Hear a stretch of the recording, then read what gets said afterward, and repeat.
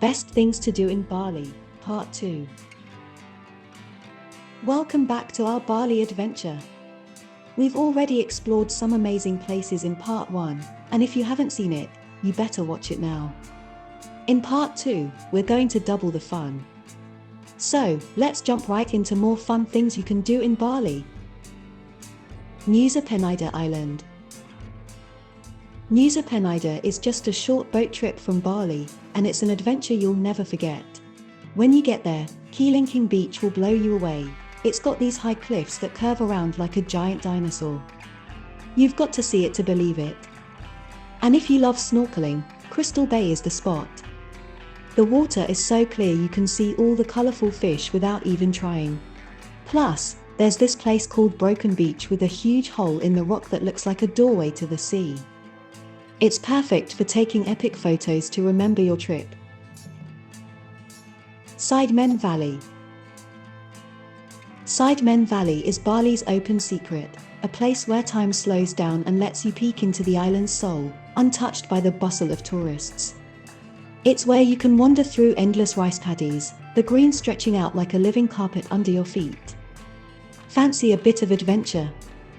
Grab a raft and gently float down the river, with the majestic Mount Agung standing tall in the distance. It's a quiet, almost sacred part of Bali, where every view looks like a painting and every breath feels like a piece of the island's serene spirit. Jatiluwih Rice Terraces. The Jatiluwih Rice Terraces are a little slice of heaven on earth. As soon as you step into this lush landscape, you'll understand why UNESCO wants to keep it safe. It's like an endless wave of green hills that calm your soul just by looking at them. You can wander for hours, following paths that weave through fields where local farmers are hard at work.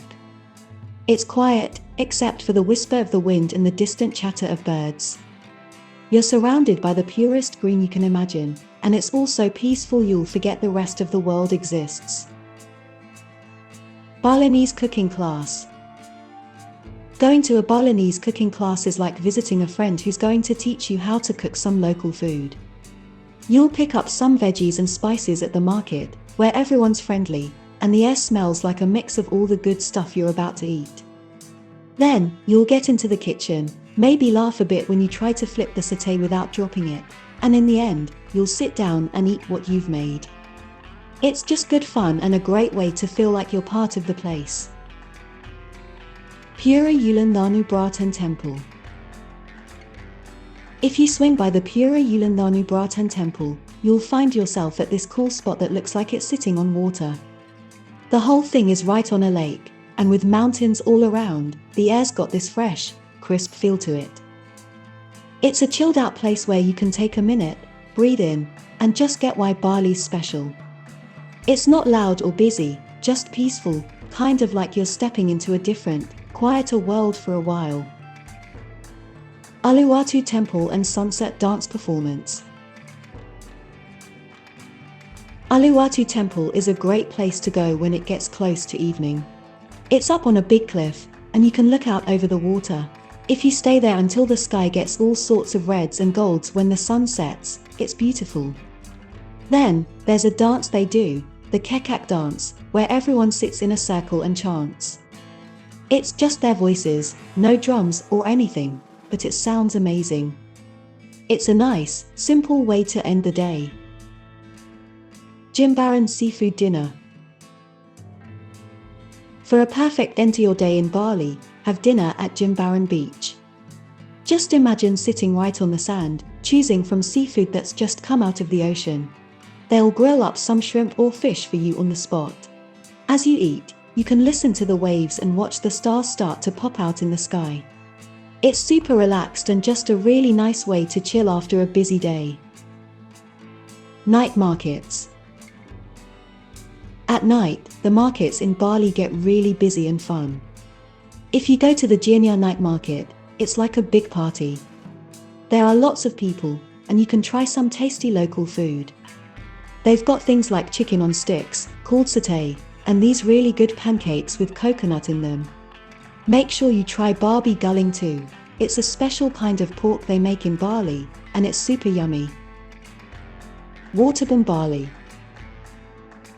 Waterbom Bali is this epic water park where you can zip down slides that twist and turn or just float around if that's more your style. It's perfect for beating the heat and having loads of fun, whether you're with your family or just chilling with friends. They've got all kinds of slides, some are super fast and others are more laid back. Plus, there's a lazy river if you want to kick back in a tube. Traditional Balinese massage. If you're in Bali and want to chill out, you've got to try a Balinese massage. They're really good at it. The massage is soft and slow, and it makes you feel all loose and happy.